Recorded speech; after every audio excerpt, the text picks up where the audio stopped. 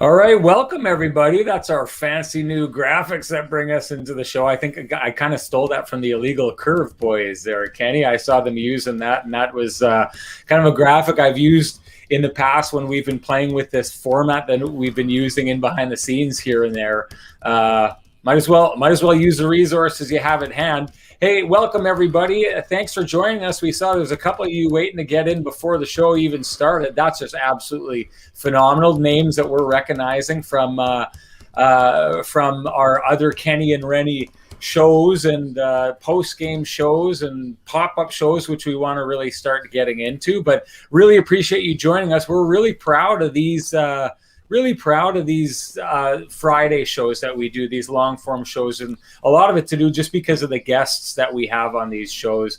Kind of like it's a bit of a flex, I think, on our part, Kenny, in the way that these are people that we get to talk to behind the scenes all the time. And so why not bring them on camera and talk with them? So we got Aaron Portzline, who will be joining us from the Athletic in Columbus today. He's just the guy that you want to be talking to when you want to figure out what's going on in Columbus with Patrik Laine, with Jack Roslovic, with that team, with David Savard and the potential for him being traded, a guy who keeps popping up in the rumor mill when it relates to the Winnipeg Jets. And then later in the hour, we're going to have the big man, Louie DeBrusk, who I just think is one of the best color guys in the game right now. I've had the pleasure to work with him on many occasions. Guy knows how to break down a game, knows how to tell a story, and lots of stories to tell from his career, from his time as a hockey dad with his son Jake playing with the Boston Bruins.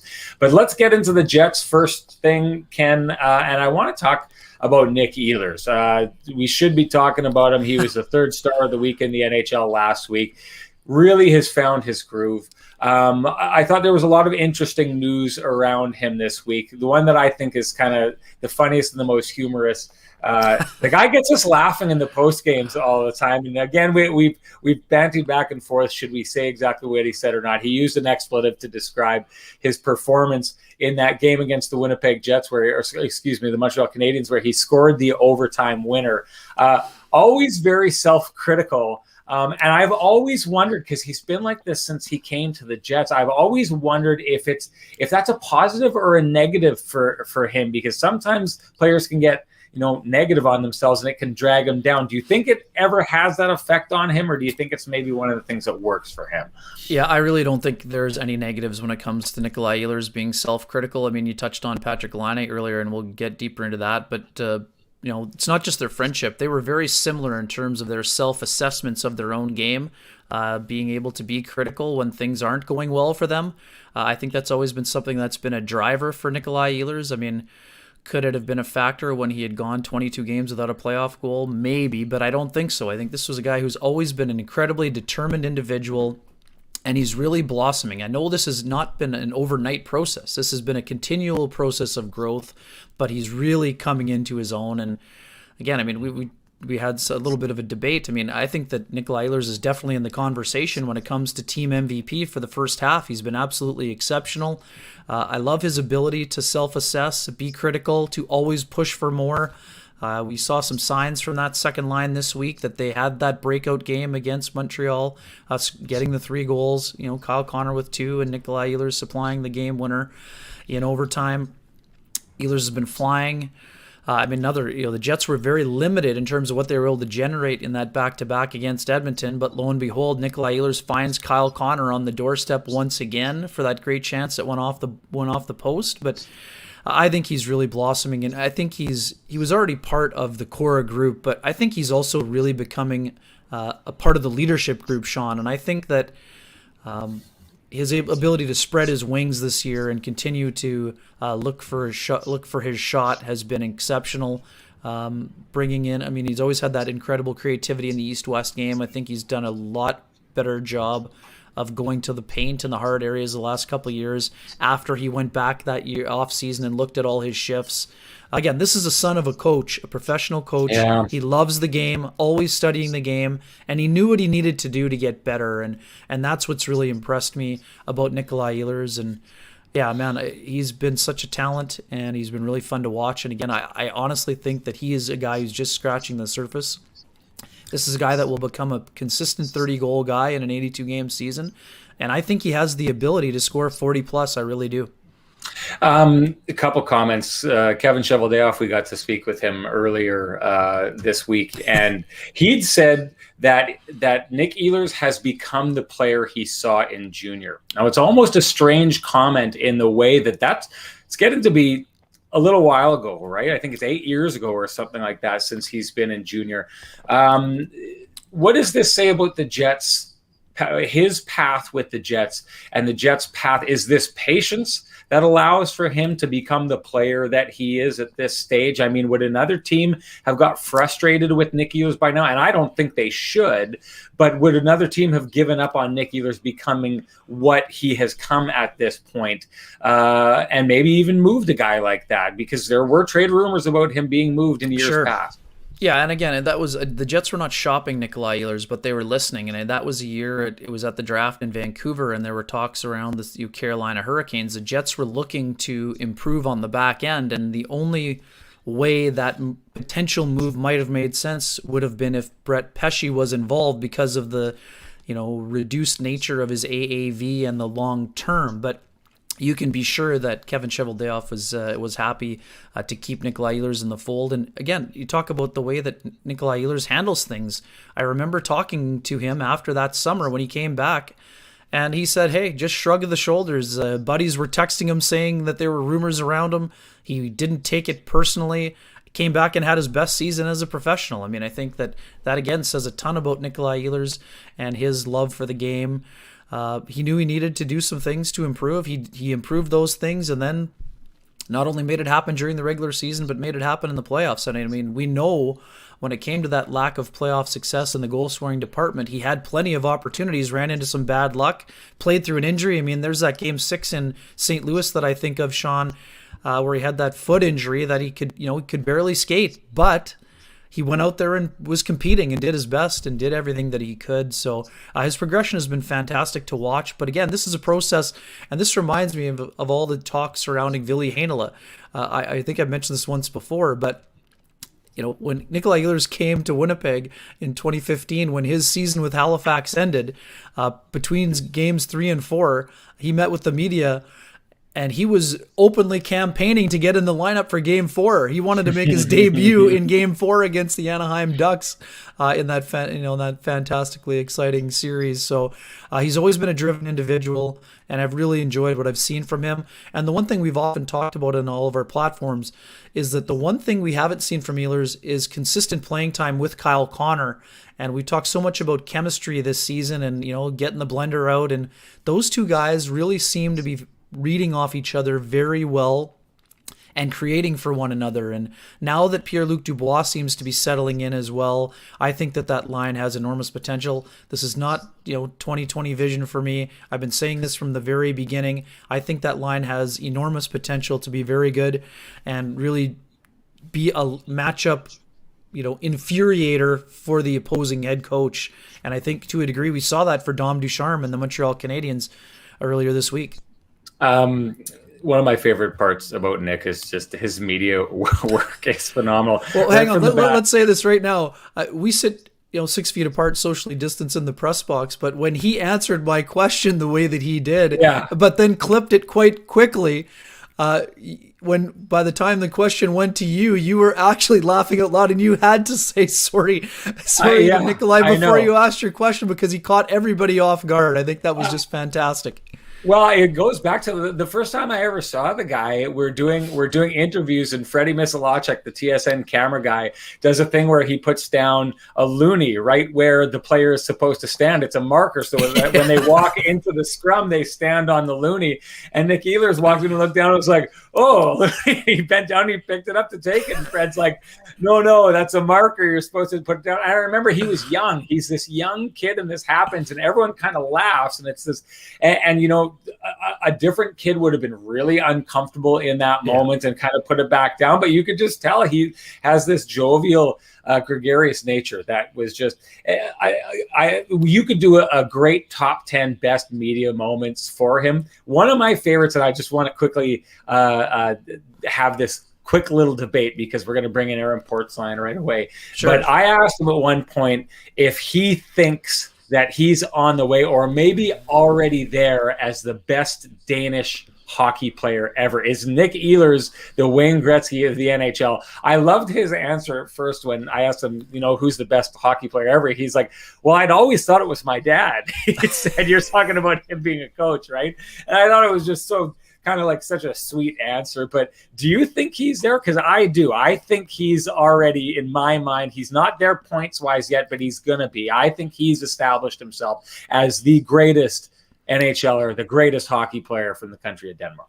Yeah, I mean, we know the impact that he had on the World Junior program, Sean. I think that was the one, weren't you covering that one as well? I mean, just an absolutely fabulous, fairy tale story with Ehlers leading that team up against Canada. I mean, that was just a fantastic story to watch, and what he's done for hockey in his country, I think, is impressive, and I think he probably is there already, but what we know for sure is that he has the type of personality that young players, not only in Denmark, are looking up to. They want to be like Nikolaj Ehlers. They want to skate like him. They want to shoot like him, and they want to perform on the big stage like he has been able to do so. So I think Nikolaj Ehlers has already made an enormous bump, but he's just scratching the surface when it comes to true superstar potential, and I don't think it's long before we see him up near the top scorers and it being talked about in those same sentences as one of the top wingers in the National Hockey League. That World Junior that you're talking about, he made it feel like Denmark had arrived on the world hockey scene. It felt like that country was going to be a mainstay at that tournament for years afterwards. And obviously it didn't happen. I remember talking to him the year afterwards, and things had kind of fallen apart. And you could tell he was a little frustrated by it. I mean, he went into that tournament the year before, a proud countryman. He went in to prove that Denmark was among the best hockey countries in the world. I mean, I don't want to, crap on that country. I think he told me they've only got like 23 hockey arenas in the entire country or something like that. But it's not there. But he was just so absolutely phenomenal. He almost single-handedly made it look like that country had arrived to stay on the world hockey scene. Let's get to the heart of things here. Aaron Portzline is going to join us from The Athletic in Columbus. He's the guy who's all over this. We've had him on the show before, although the show may have never got to air. Yeah, you have a story to tell for our great guest here, Sean. Yeah, it's not often you bring in a guest and you have to start the show with an apology. But Portsy, we had you on a little while ago, and it was the pilot of the Kenny and Rennie show, which has we've unveiled, and it's done really, really great here.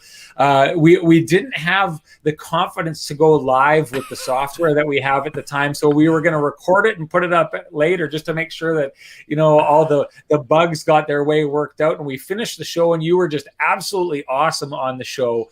And then we had guests afterwards, and we finished up, and I was saying we've got a little green room that you were just sitting in, and then Ken and I sit in after the show, and we were talking about how great that was, and oh man, this is great. All right, let's go and let's get this up. And then we jumped out, and I had to call Ken 5 minutes later and be like, Ken, I forgot to hit the record button. So telling everybody, I was the first guest ever on the Kenny and Rennie show, and people are like, "No, you weren't. No, you weren't." Yeah, I was. I swear. I've got your back on that. I've got the receipts collected on that, Aaron. I'll definitely be able to back you up there. The best part of it is nothing that you say today is going to be old. You can go and anything we touched on last time. It's new and fresh ground here. So let's hop right into it. What is it like covering the Columbus Blue Jackets these days? Because from the outside, it looks like a team that's garnering a lot of interest for all the wrong reasons. Well, it's funny. I'm hearing from editors, let's start writing more trade stuff. And I'm telling the editors, guys, like, look what's happened here very quietly. They're 2 points out of the playoffs all of a sudden, and it's changed a little bit. So, a week and a half, 2 weeks ago, you're saying, boy, the team's not playing well at all. The questions are being asked to John Tortorella. Is he going to finish the season as coach? It's all fair. Even he acknowledged that. Are they going to trade Savard? Are they going to trade Foligno? What are they going to do with their goalies? Are they going to make that move? My God, might they move Werenski? Like, where is this going? And now you just kind of take a a deep breath. They start to play a little bit better. Chicago, I think, comes back to earth. And, you know, it was told 2 days ago that Jarmo Kekalainen's taking phone calls from other GMs, but he's not in sell mode. Everyone thinks they're in sell mode. He's not in sell mode. So he has not, you know, and the question was asked too, have you had the difficult conversations with Foligno? And how can a GM possibly go to his captain with 12 games to go before the trade deadline, team's 2 points out, and say, let's talk about maybe moving you if this doesn't work out? Like, you can't have that conversation right now. So they're in a bit of a holding pattern. They beat Carolina last night. Great game. You can feel it coming in terms of them starting to look more like they want to look, the team that they envisioned looking like. And, yeah, I think they're starting to view things differently in terms of what April 12th might be like. Yeah, it's interesting. Sorry, Sean. David Savard obviously is a guy who's been in the news a lot, but I think it goes back to the Laine trade. And I mean, the night before, I was hearing from people that, I mean, David Savard was definitely part of the ask by the Jets, I think, but at the time it was the same premise for Jarmo, wasn't it? He wasn't ready to trade a pending UFA because he was adding those players to win. Isn't that part of why that part of the deal was not included for the Jets? No question. And I mean, so you look at Winnipeg's needs and Savard's package, and you go, well, yeah, I mean, of course that's the guy that they need. That's the perfect fit. And you know, I don't think he is going to be back with Columbus. But the last thing that they want to do, especially now with this recent uptick, is to sell off those guys and give up on a season. I mean, is this a team likely to make a run and win the cup? I don't think anyone's going to think that. But are they so cool in Columbus, Ohio, that they can snub their nose at a playoff berth? You know what I'm saying? Like, I don't think you can do that either. And I certainly don't think they move on Foligno, Savard, and then try to figure it out from there. I think the playoffs still hold significant importance here. And they respect that so much, and it means so much. They've made the playoffs 4 years in a row, that anytime you can make the playoffs, I think they feel like you absolutely should put everything you can into it and worry about the rest later. Okay, Portsy, I can buy into that idea, and I think it's a noble idea. But, I mean, when we think of Panarin and Bobrovsky and Duchesne and those guys walking out the door for nothing, how many times can Jarmo Kekalainen have something like that happen and lose real assets without capitalizing on before it costs him and before fans just get frustrated with the idea that, yeah, okay, so we made the playoffs, and yeah, it's an honorable thing to be that team that respects the playoffs and does what it needs to get there. But if they're going to lose Foligno and Savard and anyway, I mean, at one point, doesn't this team have to decide whether it's a playoff team that can do something or reload and figure out a way to be a deep diving playoff team? Yeah, for sure they do. And you look back at the year with Panarin, Bobrovsky, you mentioned Duchesne. You know, they won one playoff round. It's the only true playoff round that this franchise has ever won, if you don't count the qualifying round last year. It was... I'm the guy who says to fans when you meet them, was that worth it? And I have never met a fan, honestly, who says, no, it wasn't worth it. They should have traded Panarin and gotten a boatload. They should have traded Bobrovsky and gotten a boatload. They're all like, oh, God, yes, it was worth it. Of course it was worth it. See, I'm surprised by that. And I am too, but it meant so much to them because they'd never tasted it before. They went for it that year. And the weird thing is, you look back at that team almost looks better in hindsight than it did at the time, because of the way Panarin's status around the league has really elevated since he's gone to New York. He's the same player. It just doesn't garner as much attention in Columbus as it does when you do that on Broadway. I mean, they do run that risk of being perpetually caught, where you're good enough to make the playoffs and you're not good enough to win it all. And so you pick, 23rd each year. And how do you possibly get ahead?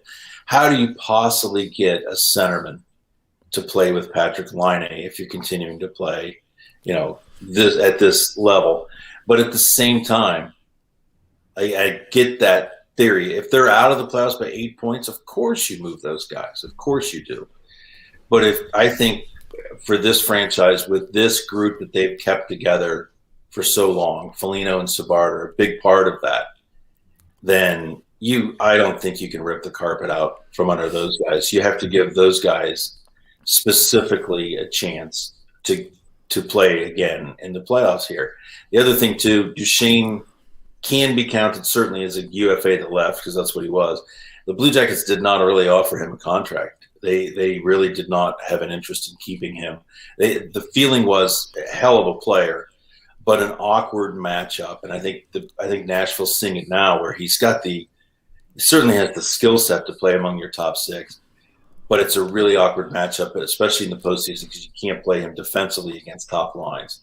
So it just sort of fritters away a bit in the playoffs. So yeah, they're in a conundrum here. I understand the premise, Sean, and I've had this argument with Scott Billeck of the Winnipeg Sun numerous times. It's all about culture, and people in Manitoba should know this. I mean, this is similar to when the Jets had come back. They came from Atlanta, where they had not won a playoff round and had only been to the playoffs one time. If you're trying to build a winning culture, you have to keep some of those players. Yeah. I understand the asset management angle, but if you're in a place where there's continually losing and there's nothing to have hope about. I mean, look at Buffalo. They thought, tanking was going to be their solution. I mean, I think Hustler said they're in year 11 of a 5-year plan. So you have to be very careful when it comes to that. So for me, I totally understand why those moves were made and why those teams went for it. And again, maybe they don't run up against Pittsburgh. We're maybe having a different conversation. So I think that was part of getting them where they want to go. And the other part of that, as Aaron knows full well, 2 years ago, nobody anticipated that it would be the Columbus Blue Jackets that would not only bounce the Tampa Bay Lightning from the playoffs, but sweep them in 4 games straight. So if you get goaltending and you get hot at the right time, I mean, you have to, go for it when you can. And again, I totally understand the asset management crowd, but there's a fine line between becoming a place where you want to try to be a destination and you're showing your players that you'll go for it versus always stockpile. Again, the stockpiling is important, but there's a fine line that GMs have to balance. So sorry, Aaron, I'm going to pose a question to you based on what Ken said there, because I think the important part about this is what the players in the room left behind feel like. I mean, if they were to move on and move a guy like Foligno, who I think is the absolute heart and soul of that team, what is a guy like Seth Jones going to think if that happens? Absolutely. And I'll answer your question by going in a different direction. Seth Jones is kind of the everything to this right now. He's kind of the everything. Like everything. They can extend him this summer. That's the one. That's where the temperature of this team is really, this franchise, I should say, is really going to be taken. And I don't think you impress a Seth Jones by saying, we're going to sell off all these parts and trust us, we know what we're doing. Now we're going to take a step back for a couple of years. Hey, how about you sign an extension now? I think the ones that have really hurt them, honestly, worse than Panarin and Bobrovsky are Josh Anderson and Pierre-Luc Dubois, because those are 2 young, big power forwards, and so much of their identity was as a heavy team. They were kind of a Western team in the Eastern Conference, and they tried to play that way. They were built to play that way. And then you take those 2 pieces out, and guys, Panarin's Anderson's kind of like Panarin, where for years you're telling people in Montreal and Toronto, God, this Josh Anderson kid is really something. And they're like, yeah, he's really something. And then he gets straight into Montreal and they go, God, he's really something. Right? He is a mammoth. He is a beast when he's playing at the top of his game. And Dubois, as you guys know as well, is that same guy. Even if he's not on that night, this is a guy that makes a difference by it's just his sheer size and his presence. He can forecheck, he can lean on people. You take those 2 guys out of the mix, and it's just a different feel. They hit people and they don't respond the same way anymore. So they just can't get that charge out of people. So they sort of had to adjust on the fly this year. I think those two guys have been much more disruptive than Panarin and Bobrovsky were. They let Bobrovsky go because they knew with Merzlikins and Korpisalo that they had coverage there, and they didn't pay him $10 million a year. I don't think Florida. Smart move. Yeah. But I think the other two guys are the ones that have really really rattled them as an organization, and it's only recently where they've started to gain traction again. But Kenny, we got to get into Laine. We have to. Yeah. So, I mean, what are you seeing from Patrik Laine? Because I can tell you this, Patrik Laine, there's going to be a lot of schadenfreude in Winnipeg. A lot of people saying, oh, you thought it was bad here. What do you got going on there? But there's a lot of people who love Patrik Laine because he's a jovial kid. And I mean, there was after that one game where he's in that slump.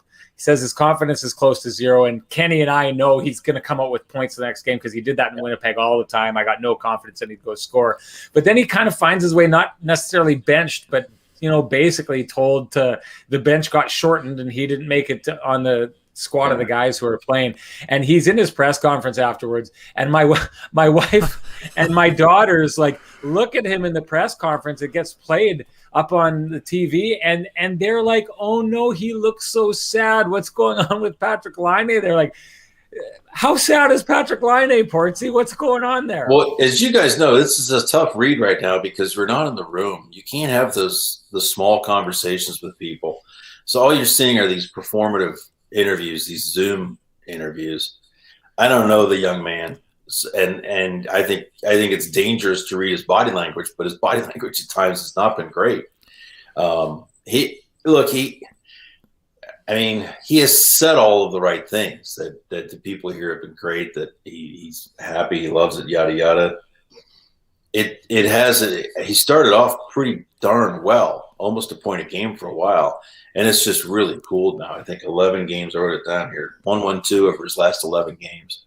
It's pointless in 10 of his last 11 games, tied a personal record with 7 games in a row without a point. It's just been he's very clearly frustrated, and there are times where I think some of these elite players, you see it with Tom Brady gets sacked twice and it's the left guard both times. He goes to the sideline, and you better believe the left guard's either hearing it or the position coach is hearing it. Get that guy off my line. Like, what's happening? I think Laine is wired the same way. And I think that fire, they had the incident already with the assistant coach, Brad Larson, with him, where they exchanged words and they patched it up, but I thought Laine handled that extremely well. I think John Tortorella, who, newsflash to you guys, burns kind of hot too. I think he respects that part of Laine, but it's not that the group around him, Laine, it's not that they're just not willing to do the things that he needs them to do. They're just not able. Like, they just don't have that down the middle. They tried to break in. I mean, Dubois leaves, as you well know, and there's nobody down the middle really that you can anchor a line with at center. My God, Riley Nash played a few games next to Laine. Nick Foligno is next to him now. Nick Foligno is probably a third-line left winger right now. So it's patchwork. The best he has looked is when Seth Jones was on the power play with him, feeding him pucks on the left dot. At even strength, it's been oil and water, and they just haven't quite figured it out. But Jarmo Kekalainen has made, for him, an unusual step to publicly declare that they're looking for a centerman. And he's on the market looking for a centerman. Where he can find that, those guys don't move. You essentially have to draft those guys. I think the last 20 guys, the 20 best centers right now, 3 of them have moved teams in the last 5 years. It just doesn't happen very often. So, but it's not. It's been tenuous at best. I think Patrick's kept his head up a bit and has had some moments, but it's not working great.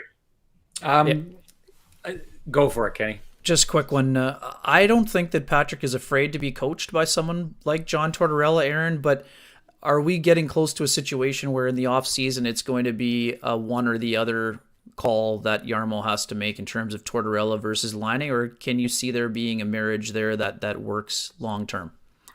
Well, you know what? I'll be honest with you. I don't think it's even going to come down to that, although it will be presented that way by a lot of people who, like John Tortorella is a fascinating guy. And the moment he's let go in Columbus, it will be, see, told you it could never last there. When he's been here for how long, right? He's been here 6 years. He's been almost great. Twice as long as the average coach lasts. Of his 4 NHL coaching jobs, he's lasted longer than the average coach does in the NHL in 3 of them. Vancouver was a flameout for sure. But the moment he's let go, it will be, yeah, I told you that was never going to work, right? I think he's most likely gone after this season, Tortorella, but I don't think that has anything to do with Laine, and I think it was true before Laine even got here. He's in the final year of his contract. I'm not sure the Blue Jackets are going to pay him what coaches of his ilk, to Jack Adams, the Stanley Cup, more wins than any other U.S. coach. Those guys make $4.5, $5 million plus. He's making $2.5 now. I don't think that is sustainable. I think he's likely done in Columbus, but I don't think that's relative to. I don't think that relates in any way to Laine or any of the other players. Last one before you go, and I'm going to kind of put the question this way, because I'll say this about Patrik Laine. A lot of what he's done in his career, he did without, the big center that he was looking for. Yeah. And I think we saw it, the perfect example, if you're looking for recent memory here in Winnipeg, that first game of the season, Ken, against the Calgary Flames, he basically goes out and wins that game for the Jets. And kind of just, he does have the ability to throw a team on his back. He does work best as that big shot that gets set up. So if you've got a good centerman, that works, but he can still get it done without it. I'm wondering about your thoughts of Tortorella's got an idea of what he wants to do for the team. But when it comes to Laine and what we know from him, Ken, I think when he's got no confidence, he comes back and he gets a goal and assist and bounces back in that next game, and then he disappears again. That's something I'm not used to seeing. I'm used to seeing a Patrik Laine who may go to sleep for a little bit, but wakes up and is on fire after that. And the fact that he wakes up, gets sat near the end of the bench, and then goes back to sleep, is this just not a perfect example of, in this specific relationship, that Tortorella has potentially mismanaged Patrik Laine? Yeah, I mean, for me, it's interesting, Sean. I mean, I think that Patrik got out of his game last year, or certainly those wild swings of dry spells were out of his game almost completely last year. So, but I don't know that this is necessarily a Tortorella problem, but just the circumstances. And again, we saw a little bit of a slow start here for Dubois after the quarantine. I think that because of the time that Laine missed with that early season injury, it took him, I mean, again, he started hot, but then things went a little bit quiet. So, I have a lot of respect for John Tortorella. I'm not going to be pointing the finger at him. I think that there's got to be some give and take there, and I think it's a learning process in what is a tough pandemic type of year. I really think that Patrik Laine could flourish under John Tortorella if the circumstances were right, and then they still might be right before this year is over. I think there's half a season to go to figure that out. Portsy, the Jets had to figure out the Patrik Laine situation because team control was running out. It became fairly evident that he wasn't going to sign long term. When do the trade talks with Patrik Laine start, considering that same clock is running? And I would argue that the first half of this season hasn't necessarily put us in a position where it looks like Patrik Laine is eager to sign long term. Yeah, no, of course, the difference with this is he's an RFA. So the clock, right, ticking, but not to the extent it would be if he were UFA. But 2 years of team control, they got to make up a decision, and probably within the next year. For sure. And to your point, to the earlier point, I don't think Tortorella departing has anything to do with Laine, but perhaps the next coach could be a coach that Laine finds more of a fit with. I'm walking gingerly here, but you know what I'm saying? Like I do the same way about some of the other guys in the room. John Tortorella is loved in that room, but there are times individually where each of the players kind of want to kill him, I'm sure. But on the whole, there's a huge amount of respect there. I think the Laine situation is going to be backburnered a little bit by Jones because, again, if Seth Jones doesn't like their initial offer, oh boy, like you've got a real problem because that's the one where you can't go into next year with him in the last year of his contract and do that whole thing you did with Panarin and Bobrovsky again.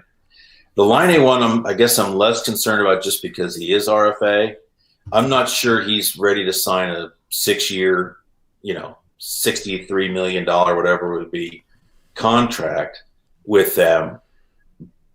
But he also has arbitration rights, so that's kind of a pretty good impetus if you're the club to get something done. Yeah. This team, the rest of the season is going to be great, but my God, this summer is going to be just out of control. You're going to be busy. You're going to be busy. What does Seth Jones do? Laine, they have to trade one of the two goalies, right? What becomes of Savard and Foligno? We wrote at the beginning of the year, Blue Jackets fans should watch this team and try to appreciate these players that are together, this coach that is together with these players, because who knows what it's going to look like next year. This just feels like it's very much a transitional phase for the Blue Jackets. And now Laine, who wasn't part of that, of course, at the start of the season, is very much part of that now. The club is under also incredible pressure to sign him long-term because what they gave up to get him. To the point where do they overpay Laine and overpay Jones just because they need that public relations success of keeping those two great players?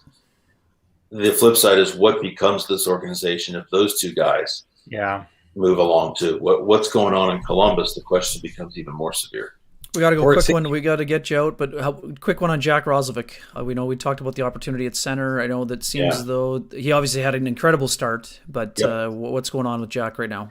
Yeah, the adrenaline rush was like 2.5, 3 weeks long. It was amazing. And he still has moments where he carries the puck and is dangerous with his feet. I think that's what they've really, really zeroed in on is when his legs are moving, he is a dangerous player. When they're not, he's a dangerous player the other direction. Because not great in terms of puck distribution just yet. But and not great, frankly, as a defensive centerman. And some of that may be how he's wired. Some of it may just be inexperience at the position. But they've tried to get by with Roslovic, with Texier, Stenlund in the middle, and we're just eaten alive down the middle. Roslovic has remained in the middle. He's playing with Domi and Atkinson right now. It's been a pretty good line. He's been pretty good now for a week after taking kind of a 2-week lull there. There's a lot to like about the player. It's very much an incomplete package right now. And Tortorella has been pretty vocal about the things that he's trying to do to put it together. So, Portsy, you always give us so much and you always leave us wanting more. We really appreciate you stopping by again. And you should know this is going out live, so you got out there this time. And yes, you still remain the first guest on the Kenny and Rennie Show. We appreciate your time. Thanks for stopping in. Well, thanks, guys, for having me as always. Look forward to seeing you soon. Have a great weekend, my man. Talk to you later. Kenny, we're going to just go straight in. Yep. We're going to bring in Big Lou here because he's been waiting, and I don't leave Big Lou waiting for long. I'll tell you that much. It's not good for my health. How you doing this morning, Lou? I'm doing well. Just so you know, and you guys, I told you guys I was going to do this. I tried. This is as long as my hair will go. I cut it short, but I tried to pull my best Elliot Friedman hair. He was on your show the other day, and I thought I would just try and match that look that he had. I was gonna say to Ken, we're trying to create an environment here where we can allow our guests to let their hair down, but it's turning out to be a hair-raising experience every time. It's kind of nice. It's liberating to be on. Thank you, Elliot, because this is nice. I woke up, I walked the dog, I put my toque on, I took it off. This is perfect. I like it. It's good. How are you guys doing? We're doing great. It's funny because we keep telling people it's a casual atmosphere, and rather than people taking that as instructions, they're taking it as a challenge. And I love that. It's a competitive nature in our business, and it's showing up in the hair game with the Sportsnet guys. Lou, let's get right to it. Big game you called last night. I thought the last couple of weeks, everyone, especially after Edmonton had gone into Toronto and kind of got sent on their way, people have kind of pushed them aside and talked about, the battle for first as being a battle between the Winnipeg Jets and the Toronto Maple Leafs. Do you feel like Edmonton has elbowed their way back into that conversation again? I do. I think that, the 3 losses that Edmonton suffered to Toronto in a row, I think it really kind of reset their season for them. And sometimes when you have losses like that, it just kind of fires you up. I think it happened at a good time for them. But I think, as we've all seen throughout this year, and especially in each respective division, you're never really out of it. And I mean, you're never really out of it, especially when you're right in the mix. You can gain and subtract points so quickly from your opposition just by winning some games in succession. So I do think they've kind of nudged their way right in there, and I think it's going to be a battle right to the end. I really do. I think it's going to be what team can stay the healthiest, what team can play their best game most consistently, and it's going to make for some mega exciting hockey down the stretch for us. Every respective market wants to see their team go to the top, and I think there's going to be a real fight right to the end just to see who the final 4 are in the division. Another incredible performance from Connor McDavid, Louis. Yeah. Our colleague Mark Spector described it as him having his Steve Yzerman type of moment. Do you agree? And what's your assessment of McDavid, not only in terms of his offensive game, but is he making some strides on that other side of the puck the way that we're seeing from Austin Matthews this year? Yeah, you know what? It's funny you say that, Ken, because they did skate together. They practiced together. They're good friends. Their families are good friends, and rightfully so. They can both kind of understand each other, being the first overall pick and the pressure that's come with being, one of the elite players, 2 of the best players in the league by far. They might be the 1-2 players in the league right now. If you were to ask and do a poll, they're going to be on that list every single time. So they understand each other's pressures. They understand what the job and the task at hand from each other respectively, playing in Canadian markets. And we're seeing that full front and center this year with the North Division being all Canadian. But I do think the great players, what they do is they sponge off of each other. They sponge off of what they see and what they want to improve on. And the greatest players in any respective field, whether it be any respective sport, any respective walk of life, they're always trying to adapt and become better. And, for McDavid and Matthews came in 14 pounds lighter this year. He changed his whole training regime, and it shows. It shows on the ice. He's quicker. He's faster. He's playing a way more defense-oriented system, although he has, the goals he's putting up doesn't show that. But I think it shows it perfectly because he's playing the right way, and he has that good of a shot, and he's that offensive that he can produce in doing so. It takes time sometimes for players to learn that, and Connor McDavid's no different. This guy is running away with Art Ross again. He's playing, him and Draisaitl are 1-2 throughout the league. They have been all year long. And I think that with that comes a pressure to always have to produce offensively. There's no question that this team, the Edmonton Oilers, are so dependent on that offense from both McDavid and Draisaitl. We know that. They know that especially well. So sometimes when you're chasing the game, you get away from those details that you're trying to become a 200-foot player. But make no mistake about it. Connor McDavid this year, I've never seen him hound pucks harder than he has this year. The most aggressive he's ever been on loose pucks I've seen him in his career. He's always been you can count on one hand, okay, maybe slip into 2 hands throughout his entire career where he just doesn't have it in a game. He always has that top gear. He's always going. He has a motor that's tremendous. But there has been some times where he's off. But I think where he gets into trouble is, listen, he's always trying to think offense, and rightfully so, because if he doesn't have his offense, the team hasn't won games in the past. He's getting a little more run support this year. And I think because of that, it's really defining the fact that he can play a more defensive game. He can attack defensively and be back and pick his spots when to go forward. I think this might be the best version of Connor McDavid we've seen, which is crazy to say because every single year he seems to get a little bit better. We talked about it on our post-game show last night because you're hearing media in different parts trying to push the narrative that Austin Matthews is at the stage where he's caught up with Connor McDavid. I mean, he's a great player, and you touched on it, and you know these guys really well. I think that's a ridiculous argument. I don't think that – I think Connor McDavid has raised his game to a level, especially over the last 4 years in the league, where you better be bringing something really, really big if you're going to put your name in the same vein as his. Are you buying this argument? You know what? I buy parts of it for sure. Here's the thing. I think that there's things that a player like Austin Matthews does do better than Connor McDavid. His shot, his release is incredible. I mean, you could say physicality-wise, maybe he's a little stronger that way. I do think Connor's really worked on that too. My opinion is, yes, I think Connor is the best player in the game. And that's, that's my opinion. But that's the greatest thing, is that we all have opinions and we're all going to pick players apart in different ways. And that's the beauty of it. If we all agreed, it wouldn't be any fun. But listen, I personally think that, what he's doing right now, and you said something. You said Steve Yzerman moment. And that's a great example of a player that came into the league, Stevie Wonder, was putting up 150 points, just freewheeling. But it wasn't until he really dialed in the defensive side of the game, his point totals went down a bit, but became more of a complete player to win Stanley Cups. And that's the ultimate goal. I have no doubt in my mind, from being around this team for a while now, that, that's the objective. For Connor McDavid, he's a generational player, maybe a once-in-a-lifetime type of player. That's all they think about. That's what they're thinking about. Just like every top player and every player in every other respective team is thinking, that is the ultimate goal. The difference is he has the ability to morph his game into what it needs to be the most effective. So I do agree with you, Sean. I think right now Connor McDavid is the best player in the world, and I get lucky because I get to see him on a nightly basis. Yeah. Louis, all kinds of talk about the defense score going into the year, especially after Klefbom going down.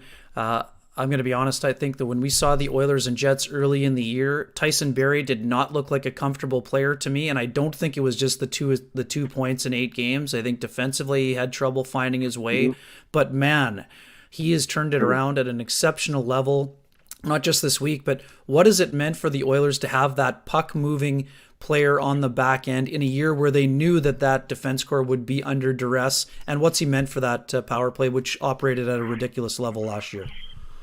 I know what, Ken, I think it's been the difference. I really do. And I think it's contagious. Darnell Nurse is having a terrific year this year. We've talked a lot about how he stepped in there and eaten up those minutes from Oscar Klefbom's absence. But, Tyson Barrie, the way he plays, and, it's amazing because I like listening to what coaches say, because when they hit the nail on the head, they really hit the nail on the head. And one of the things he said about Tyson Barrie early was that he needs to play a free game. He said, listen, this is the type of player that if you try and, be too hard on him as far as the X's and O's and making sure structure you're in the right position every single time, it's going to mess with him. And that's what I think was happening with him early on. And I think working with Jim Playfair too, they understood that, listen, Tyson Barrie needs to be allowed to do what he needs to do to be effective. So he needs to be able to get up the ice. And that's the number one thing for me, is the defense of Edmonton this year just have a much more of a purpose, jumping up in the play, being that fourth line of attack, making sure that they're there for an option late. When you have the forwards that Edmonton has, and listen, the game last night against the Jets, I said it, both teams have tremendous forwards that attack aggressively. It's going to be the last man coming into the zone that's going to create a lot of their chances. That defenseman getting up in the rush and being there in the right spot at the right time will be vital. And I do think it was. There were a lot of opportunities created off of that last night. And, Tyson Barrie is the epitome of that. I mean, he just, when he played in Colorado, he was free, he was wheeling. Yeah, he's going to make some mistakes, no question about that. But you have to live with those mistakes because the positives greatly outweigh the negatives. And that pairing with Darnell Nurse, I think it gives him that stability. Darnell's an excellent skater. He can recover on a lot of things. He allows Tyson to have that freedom to get up into the zone. And it's been a real nice fit. But I just think that trickles into everybody's game. I really do. I think the forwards feel more confident that somebody's there as an option. I think the forwards are way more aggressive, making sure they're covering up for a defenseman that's going to be that aggressive. They want to play that full court press game. They want to play that attention to detail where if a D pinches down, they have to have the trust that the forward's going to come back and back them up. It's the way the game's supposed to be played. Even as a winger, when I played, it was the same rule back then. If somebody's coming down, somebody has to pop out and be a valve there, a security valve. And you know what? I think that's been the biggest change of the team. There's a lot more motion going up and forth because of that activity. Big Lou, I've had the pleasure of working on Jets games with you for a long time now, and I've always been really impressed at how your knowledge of the team as they come in. I remember you were the color analyst on the series that they lost in the first round to the St. Louis Blues, so you've been there for a long time with this team. I'm really interested in your take on this team over the story arc that they have from 2018 when they made that run. Then the next year where, they had put up a good fight against St. Louis. They don't get by. St. Louis goes on to wins the cup, kind of fall apart last year. And then what we're seeing this year, what have you seen from this team as far as being a Stanley Cup contender? Where did you think they fell off, and where do you see them at right now? When you look at the changes, Sean, too, that they've made, that team that we called in 2019, and I got to tell you, going into that series, and what a building to call playoffs. And I got to tell you, sitting in between the benches in Winnipeg, I mean, it really doesn't get much better than that. It was an amazing atmosphere. I loved it in there. And I hope I'm in there again one day because it was just fantastic. Now, when going into that series, I didn't think the Blues had a chance. I thought Winnipeg was going to steamroll them. I really did. But obviously, as I found out and the league found out, including my kids' team in the final, they were pretty good that year. Yeah, they were pretty good that year. And you know what? They got better as the playoffs went on. You could see it. They were building. But when they lost the first two games in Winnipeg, I was like, "Ooh, they're in trouble." Then they go into St. Louis and they win the next two, and they're coming back 2-2. And I said, "Okay, now it's a series. They found their game. Look out. They're going to probably win 2 of the next 3 and finish the series off." Well, that wasn't the case, but I think that was a real learning curve for them. And I also think every time that they go into a position, like last year in the bubble, Mark Scheifele goes down the first game against the Flames, changes the lineup completely. Listen, when that happens, you unravel a bit, and they just weren't ready. You look at the Tampa Bay Lightning, and I'm going to compare them to the Tampa Bay Lightning because I consider Winnipeg to be one of those teams that's been right there, in my opinion. I think they're right there to take that next step and really dig in and be a team that we talk about as being a perennial team that's going to contend for the Stanley Cup. They overhauled the back end, and that's a huge, huge movement there by Cheveldayoff to go out and completely spin around that whole back end. But look at what they've morphed into. They've morphed into a very solid back end once again, in my opinion. I just, this is a team that's always interested me. It's always interested me because when you look at their forward group, maybe the deepest top 9 in the league, you could argue. Honestly, like you look at that third line with Lowry now, I think Mason Appleton has just stepped right into that role, which is excellent. Andrew Kopp's a player that can jump up and down your lineup. He played up this year, early on in the year. On that third line, they become a line, again, that Paul Maurice can put out there against anybody, which allows him to match up his top 2 lines against whoever he wants to that he feels has the best advantage. There's a lot of great things. I mean, I know I'm kind of talking in circles here. I'll say this. They're a team that I think I've expected more from in the last couple of years. I understand they've gone through a ton of changes, which makes it really difficult and is regrouped.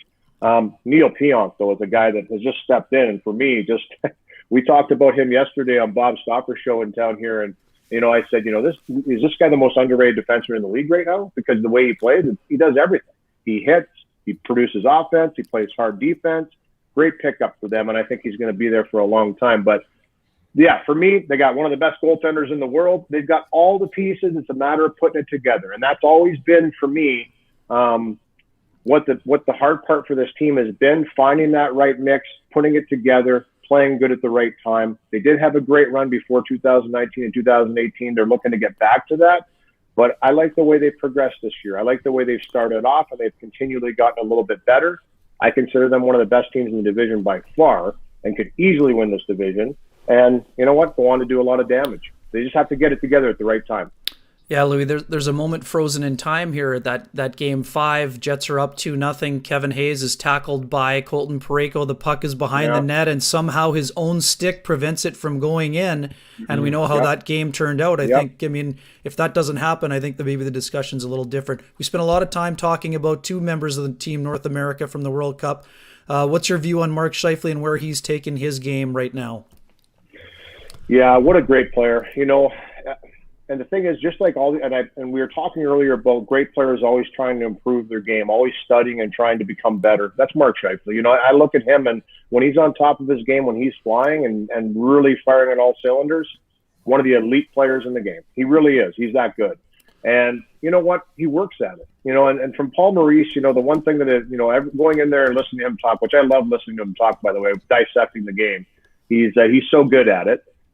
Thank God he doesn't want my job because he'd get it pretty easy, but he's a pretty darn good coach, right? So the thing is, he says about those 2 guys, Scheifele and Wheeler, those 2 guys really kind of dictate the pace and the energy and what people are doing in that room. But Scheifele, the skill set that he has. I thought he was hurt last night. I didn't look too good the way he went off the bench in the first period. And I thought, they can't lose him for an extended period of time once again because he's that important. You've got Pierre-Luc Dubois, who's really still trying to figure out his role here with this team. I think it's an excellent combination. I really do.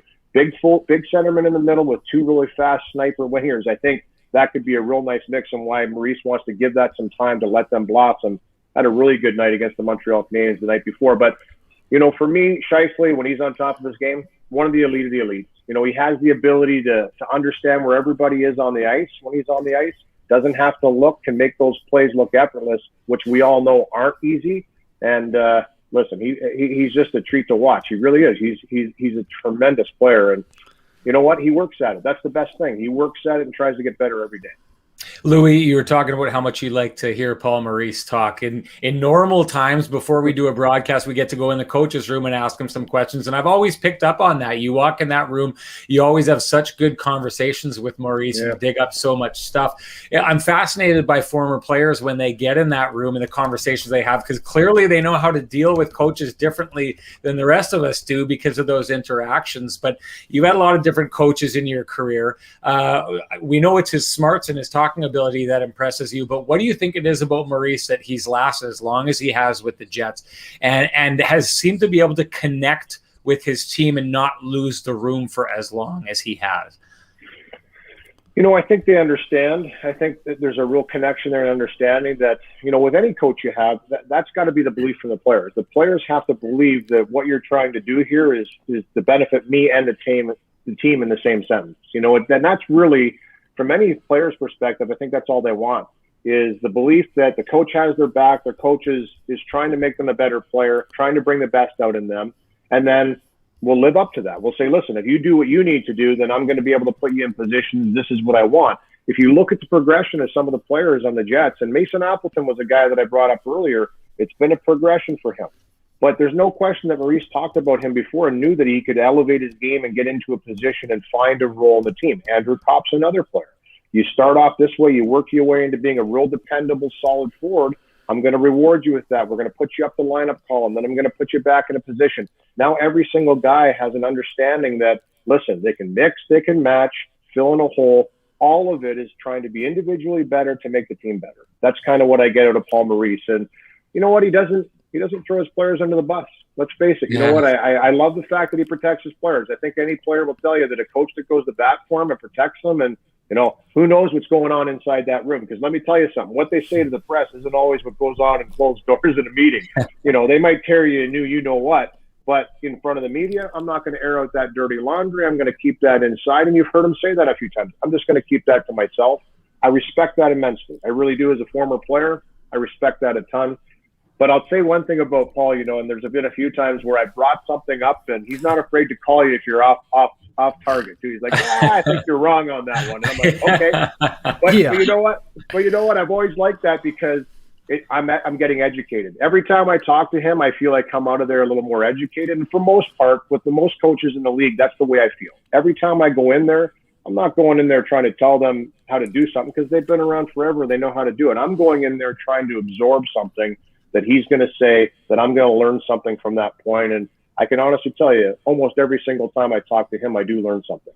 Yeah, speaking of learning, Louie, we opened the show talking about Nikolaj Ehlers. What have you learned about watching him the last while, not just in the bubble last year, but this season?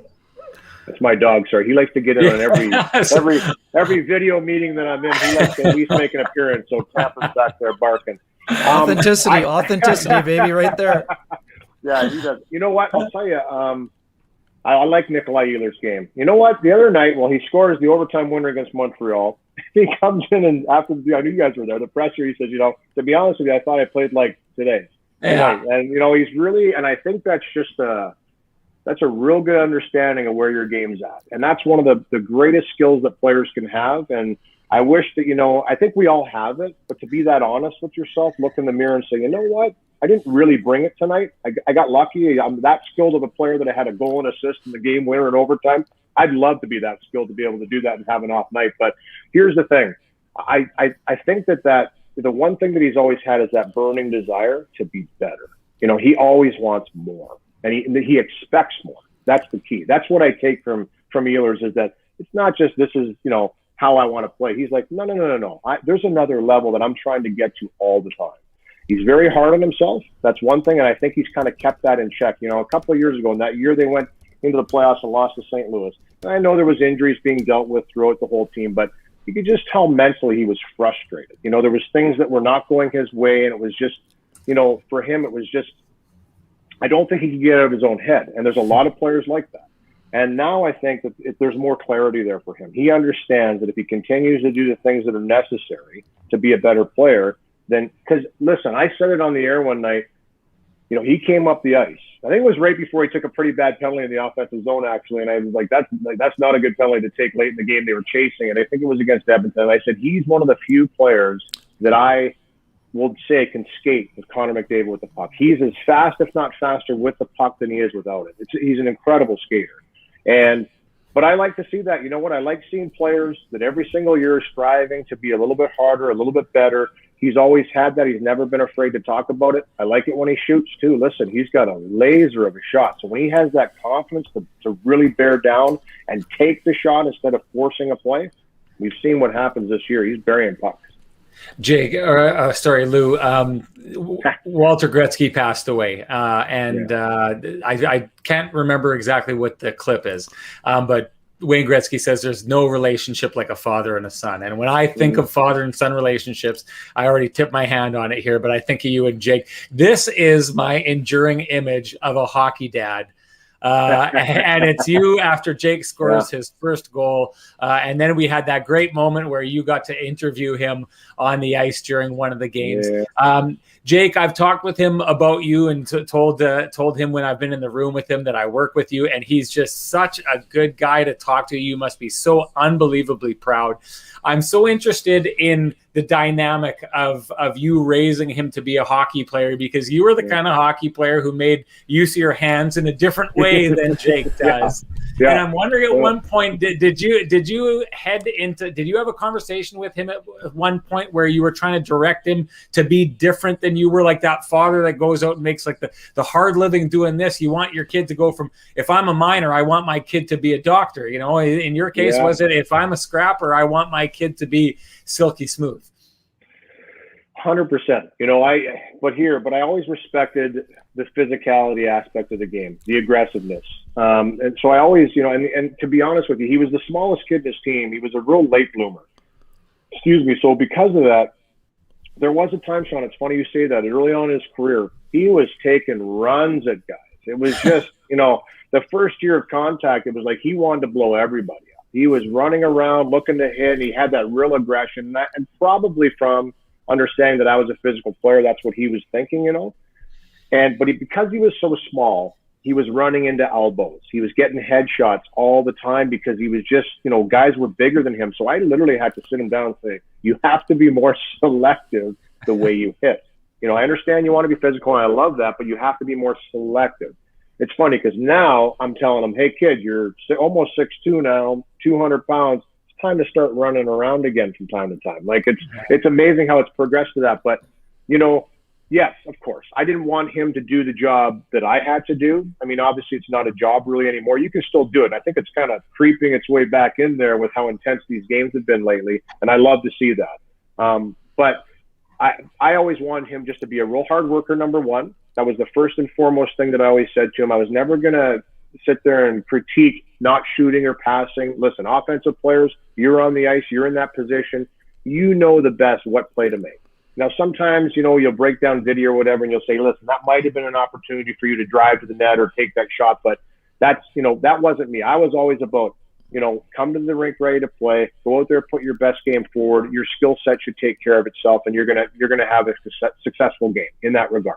But the work ethic has to be there. And that was really all that I really preached for him. Yes, I worked on skill. Yes, we talked about the greatest players in the game. And I've always been fascinated with skill, guys. Come on. I mean, I was decently skilled up until a certain point. When I got to the NHL, I can tell you this. When I was sitting on the bench, my very first game against the LA Kings and Wayne Gretzky, I watched Gretzky the whole game. Like, I mean, I was like, honestly, I fought Jim Thompson in the game, almost fought Jay Miller. Yeah, you know, I was doing all my stuff, but in my mind, I got to sit there and watch firsthand the greatest player in the game play. And for me, you know what? Every single player, I don't care if you're the toughest guy in the league or you want to be like that. You want to be that much more skilled than everybody else. So the skill set's important, but I think if you put the hard work in, the guy that I always told him to play like, he loved Patrik Laine. Okay, he loved a lot of players. Listen, you know how kids will jump from player to player. Crosby, Ovechkin, Patrik Laine, the greatest players in the game. They're always going to gravitate to them. But I always said to him, look at Hossa. You know, Hossa on the Hawks. I always said that's the way you want to play the game. If you can play like Marian Hossa, you're gonna be fine because you can play in any situation, you can play at any time in the game, and the coach will love you because you're playing just as hard on defense as you are on offense. And that's the guy that I always said that's who you should tailor your game after. But those are pretty big skates to fill. Yeah. Louie, interesting part of our audience are hockey parents. We had Jennifer Botterill on talking about her parents. I mean, the Jets have had some interesting bloodlines here in terms of players with famous fathers, if you will. What can you tell us about the environment you were fostering? And as you saw Jake was getting better and as you saw his dream for the NHL, and what kind of advice can you provide to those folks who have children in a similar situation? Good question, Ken. And I get asked a lot because I know that, and I was a hockey parent too. I mean, we were no different, to be honest. We're no different than anybody else. The only difference is that was my respected field. So like you said earlier, Sean, would be like a doctor that has a child that maybe wants to go into the medical field and, it's just following in the footsteps, which actually happens a lot of times. That my dad was an electrician. To be honest with you, if I wouldn't have been a hockey player, I got to tell you, I'd probably be an electrician right now or a teacher because my mom was a teacher. Legit. That's just the way it goes, right? You probably fall into the footsteps. We always admire our parents, what they do for a living, how they work, and you usually want to follow in those footsteps. And I do believe that's why you're seeing so many, so often now, second generational players, third gen, because they're around the environment all the time. So Ken, it's about, and I had this conversation with Keith Tkachuk about his two boys, Matthew and Brady, and the same thing. Matthew and Jake used to play in the rink in Phoenix, and I remember the sticks would get up, somebody'd be crying, be pushing back into the fight, and they just keep going again. But they're around the game their entire life, right from the time they're born, right from the time they start playing. That's all they're thinking about because that's what they're seeing. And let's face it, when you're an NHL player as the father in the relationship, or the mother, like Jennifer, it would be. That's what they're going to focus on because you have to put a lot of emphasis on that occupation. You just do. It's a full-time job being a professional athlete. You have to commit to it, and they see that. They see that commitment. They understand that it's all about that. From day one, that's been Jake. For me, in my experience, but what I would say to the parents out there is we never really looked at it like, I always say just relax. Relax and just make sure that the child is enjoying the game. Make sure that the child, you don't have to drag them out of bed to go to practice. I always say that to them. That's the first thing I say to them. The day that you have to start dragging your son or daughter out of bed to get up and go to practice, you've got a problem.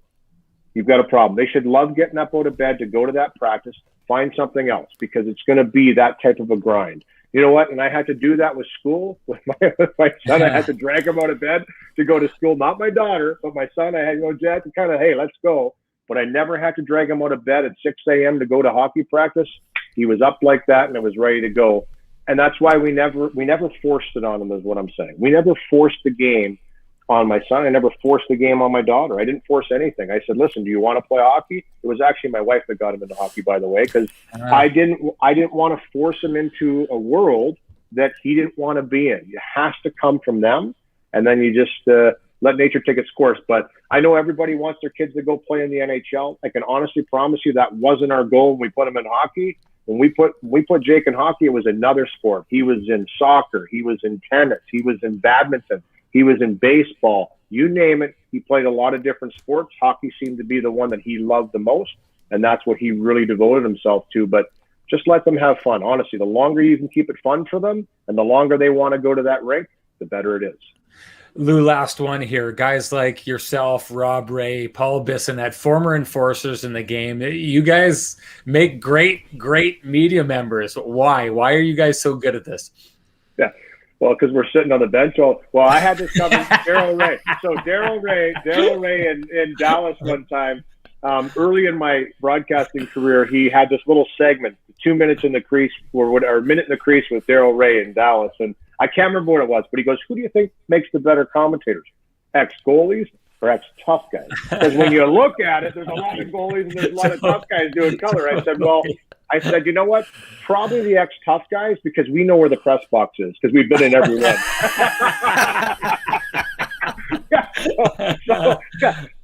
But, you know, to be honest with you, I think that the reason, and I'll bring goalies into it because it's a specialized role, just like a heavyweight is or a tough guy in the league. We were specialized roles. That was an individual role that was really difficult for other people to understand. But we looked at the game a little differently. And like I said earlier, I always admired skill. So I just loved watching what the greatest players in the game could do with that puck on their stick. I loved watching them prepare. I loved watching them go out there and put it forth in the most crucial times in games, executing the play.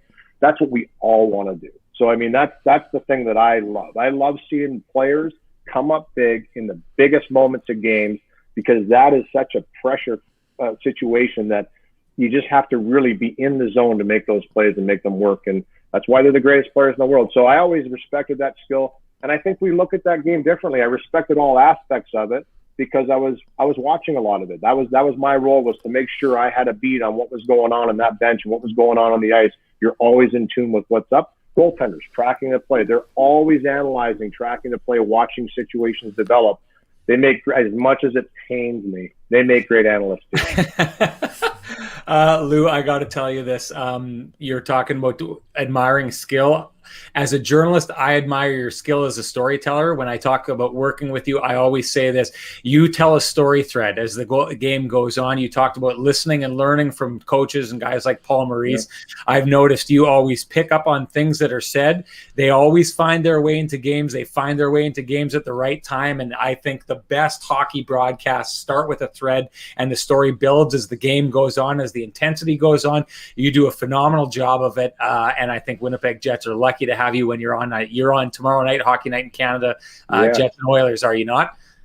I am. Yep. No, well, thanks, Sean. Yeah, you know what? I love it. You know what? And that's kind of how I try and do it. You're right. I try not to make it about me. It's about the game, to be honest. That's what I've always kind of approached the game with, is it's about what's out there. I'm trying to make it exciting for both teams. Sometimes one team's playing better than the other. I'm going to talk about them a little bit more. It's not because I don't like your team. It's because I think they're playing better. If your team happens to be the one playing better, I'll be talking about your team a lot more too. I honestly try and approach it that way. I look at it and try and dissect what team is actually going, what team's not going, what does this team have to do to get better, to get back to that level that the opposition's playing at. And then if both teams are going, gravy. I mean, that's the best games in the world. Those are the games we love to see, where they're going toe-to-toe and the best man wins or best team wins in that situation. Those are the best games to do, to watch, and to call. Well, great job, Lou. Great stories here, and most of all, great flow. We appreciate you coming out here tonight. I tried to mess it up as much as possible, but I couldn't get to the Friedman style. Maybe if I ever come back on again, I'll have my hair a little longer and I'll really spike it up. Because you've got that natural Ken doll hair. It just falls into place. You walk out of the shower, it just falls right in. I'm trying, but I can't get to Elliott's level. I just can't get there. Most of us can't. Lou, thanks for joining us. We hope to have you on again sometime, and enjoy the call tomorrow night. Sounds good, guys. Thanks for having me on. Appreciate it. Well, that was great. Fantastic. Lou's phenomenal. A great person, and some great insight on the Jets there as well, obviously. I mean, just a fantastic job there overall. And again, we wanted to ask about the Oilers because you and I have been talking a lot about the Jets, so I think it's some great insight there, help tee up that game coming up. But he was able to give us a lot on what he's seen from the Jets as well, in terms of their progression, in terms of the heartache they went through, and in terms of where they want to get to. So yeah, just a lot of fun, and that's another great example. I mean, Sean, we talked about this a lot, just the ability to have the guests that we've been able to have on, and to have them share stories, not only about players in their markets, but overall about the game and the passion. And I mean, again, I touched on it with Louie. I mean, part of our audience, they're hockey parents. I mean, I think the ability to learn about these people as people and how they handled certain situations, I think that's another valuable part. We know that Jets fans comprise a big deal of our audience, but we want to touch on other elements that are personal, not only to us but to them, and give you a little look at their personality and how they handled some things as well. Well, I can tell you this, after doing broadcasts with Lou, you'll usually go grab a bite to eat somewhere if you're on the road, or I go with them in Winnipeg here because you like to visit with those guys when they come into town. And almost every time we're out, Jake will give him a call and he'll have an interesting little conversation. And it's that side of it. Like you're talking about the hockey parent side of it, that doesn't end when they get to the NHL. I mean, he's constantly given little pearls of wisdom and advice, but you can tell he's doing so in a way that he's not trying to interject himself in between Jake and the team or Jake and his coach. It's just like a supportive dad being there. And I mean, it says a ton that, your kid is calling you at that degree just to check in and see what's going on. One of my favorite times being around him was when you were down there. I don't know if we were having a drink at the bar afterwards, but it was during that series that the Jets lost to St. Louis. And, Boston was gutting their way through a series against the Toronto Maple Leafs in the first round. And it's interesting because Lou goes on and he's composed and he's fully present in what he's doing. And he's always there. He's a pro. He's doing his job, but he's getting away and then running to a TV and trying to see what's going on in those other games. And he's just living and dying with it like any hockey parent would. And it's great. And it's fun to watch. Let's finish off with a little bit of Jets talk here. We don't have much time left here, but we kind of wanted to tie into that fourth line. We were going to get to it at the end of our post-game show. We weren't really able to, but we should touch on them because, I mean, they're starting to have an impact. We are seeing they pulled some really big minutes down the stretch against that Montreal Canadiens team. And yesterday, probably were the best thing that the Jets had going against that Edmonton Oilers team.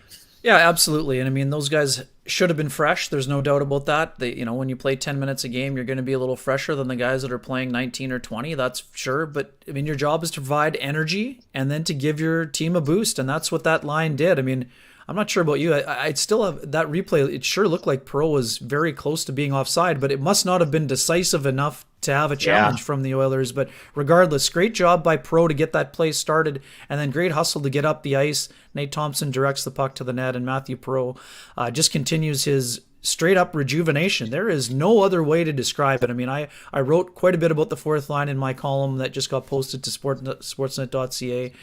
Trevor Lewis had that breakaway, as Mark pointed out. Yeah. I mean, the puck did roll off of his stick, but in terms of generation, I think they had 4 out of the 20 shots. That's pretty impressive when you consider 7 minutes of ice time. So I think we've had a lot of debate, and we both are in the camp that we know guys like Jansen Harkins, Christian Vesalainen, David Gustafsson are coming. I mean, in some ways they might be ready right now to play on that fourth line, but Paul Maurice is leaning on that veteran group. He's not sheltering them with only offensive zone starts. I memean, is it a little bit of a dangerous game on the road or at home when the other team gets the top line out against them? Sure, but as Matthew Perreault pointed out, that it's a mostly pretty responsible trio. So those guys are doing more than just holding water at times right now. And the Jets are 10 games through a 17-game stretch in the month of March. And we've been saying this for years. If you've been telling Paul Maurice to play his fourth line more, now he's doing that. I understand you might not agree with all the people in the lineup, but I mean, he's taking care of his end of the bargain, and that's playing a fourth line, and that we're seeing that. And you can't say enough about Matthew Perreault's ability to rebound from last year's injury-plagued season. He's been absolute Energizer bunny out there, creating chaos, providing offense.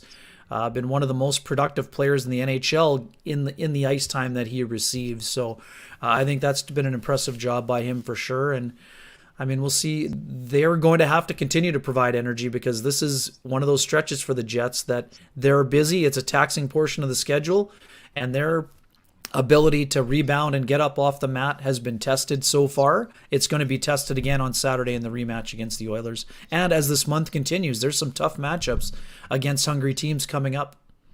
You talk about Matthew Perreault. I mean, it's clearly not going to be the contract that he has right now. He's probably going to take a pay cut, but I mean, Matthew Perreault will be in the NHL next year. And I had worried that maybe with the injuries that what we were going to see this year was a guy fighting. And I mean, he talked about it at the beginning. He's a guy in the last year of his contract, and that's what he's fighting for. He's fighting to earn a contract somewhere else. And man, he's doing a phenomenal job of it. The other thing I thought it was interesting about his talk yesterday is clearly you can see the trust that Paul Maurice is now investing in that fourth line means the world to them. And Lou is talking about Maurice as a guy who is, earns stuff from his players. When you're able to earn trust from your coach like that, you want to show that trust is placed properly, and that I think that Laine is doing a good job of that right now. You talked about that the potential for a coaching challenge on that goal, and it made me have a thought. I think it's interesting in a game like that where it was a grinded out game, two teams not with a lot of energy. Is that a game where maybe if it was a more high-flying game, a more regular game, and the two teams weren't tired, that you'd see Edmonton maybe challenging that, and they didn't because the risk is just so great in a grinded-out game like that. Those power play opportunities become all that much more important. Yeah, I mean, it's certainly possible that was part of the consideration. I'd like to go back and see what Dave Tippett said about it after the game, but it was very close, don't get me wrong. But, I mean, the puck, it seemed as though there's often times where it seems to take forever for the puck to be dropped after a play that's close. It seemed like the puck was just dropped and there you go. It was quick, yeah. Puck was down and it seemed like there was really nobody up in arms at all about it. And again, Pro did a good job of holding the leg on that play, or dragging to make sure he stayed on side. And as you mentioned, I mean, in a game like that, the last thing you want to do is to give the opposition a power play. So unless you're entirely sure, I guess maybe that was probably part of the decision making as well. But it was certainly interesting, and it could have been one of those strange moments, especially if McDavid doesn't come back and score 38 seconds later. But, I mean, what a response by the Oilers. Yeah. I mean, that was the other part of that equation as well. But there's always that risk element, especially, with the minor penalty if the challenge is not successful. And then they also lose a timeout in case there's a play later in the game. So, interesting development for sure. But, I mean, it was close. So, I mean, you got to be 100% sure in those situations. All right. I think we're going to shut it down here, Kenny, because we've been going for a while. I want to thank Aaron Portzline who came in. Man, Portsy, we just have to do like a pop-up and do like 2 hours with the guy because it just we get into it and we're struggling to try and get to the topics we want to get to because he gives us such good stuff. And Louie is just always absolutely the best, one of the greatest human beings out there. I keep trying to get him out here during the summertime. I've got, I'm from Lac du Bonnet and that's fishing country out there. And I've got like a lineup of buddies who want to take Louie DeBrusk out fishing. They're like free guide services for Louie when he comes to town. One of these times, if he ends up in the city, I'm going to drag him out there. And one of my buddies is going to take him and show him God's country out there. I want to thank everybody for dropping in. We really appreciate it. Love the audience that we got here. Love that you tuned in here. If you're watching, try and make your way over to YouTube and subscribe to us. It's the best way to get a handle on all our stuff. And I ended last week promoting one of our guests that didn't show up here. It was Harn Ryan Singh. There was a reason for that. He's tied up with Good Deeds Cup promo shoots today and wasn't able to do it, but he's coming to join us next week. We're really excited to have him on, and we're really excited for you to show up. But in between then, we've got lots of great content for you. Make sure you show up for our Instagram live before the game tomorrow night and our post-game live with Kenny and Rennie after that, following with the Illegal Curve Hockey Show. Once again, really appreciate everybody showing up. Thank you so much, and we'll see you soon.